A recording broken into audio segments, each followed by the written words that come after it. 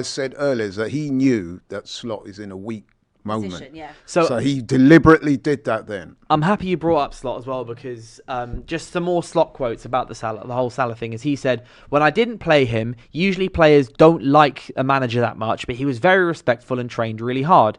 So to an extent, it was a surprise to me when I heard after the game that he gave the comments that he gave. My reaction is also clear. He isn't here. Usually I'm calm and polite, but that does not mean I'm weak.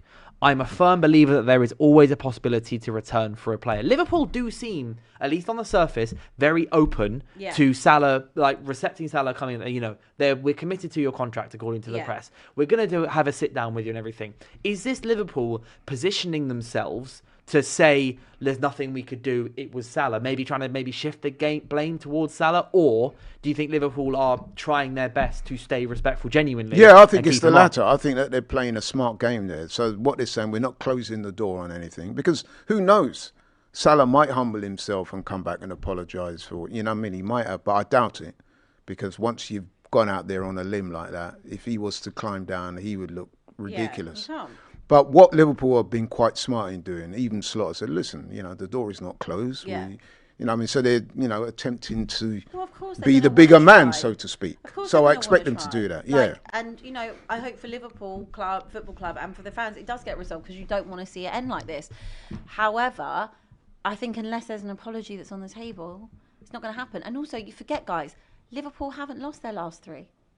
They've won. Which is they're on their best form since September. Arguably, even though the results are still not great in terms of you're not winning convincingly necessarily, or you're still conceding goals, actually him being dropped from the team, you haven't lost. But what you tend to find is, and we saw elements of that with respect to FJ, you saw elements of that yesterday when he was on the show. You get some fans, they're so caught up in the cult of celebrity over a player, then it tends to supersede their natural.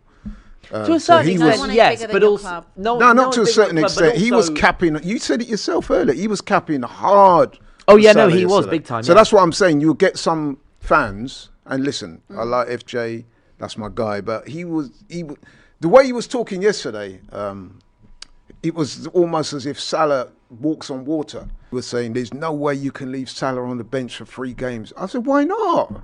He's not, if he's not playing well and the manager wants to try a different route, and the manager feels like he's working. If Salah wasn't playing well, but they were still winning games, then Salah can stay on. Yeah. Maybe that's when he's earned the right to stay. When as long as the game's still being winning, he's not massively negatively affecting the team. Then keep him on. But to a certain extent, this is just how it goes. Exactly. I remember saying back in mid-September when they were playing, was it Frankfurt? I think they played, and I was saying I think Salah needs to be dropped. Yeah. I said it in September, mid-October, so it's not a new thing. Salah being dropped has been something that's been on the cards all the time. About it loads on this show. We always say, don't it? There's only one constant at a football club. It's not the players. It's not the manager even. It's the fans. Absolutely. We are the ones, no matter who comes and goes. Fans are there before and after. Exactly. And I've got to be honest now. I remember when Aubameyang went through his tribulations at Arsenal. Yeah. I felt sorry for him because I was a bona fide admirer. I still am, even though he's left the club. I didn't like the way that ended. But at the end of the day, you have to accept that Mikel Arteta, it's his decision. If he wants to leave him out, he thinks for the betterment of the team, you have to accept it. That is the manager's job. Yeah. I remember when Harry Kane, remember when he was trying to slyly push a move through to the City one, when they put 80 million on the table, offensive. But and he didn't come back to training. Most un-Harry Kane thing ever.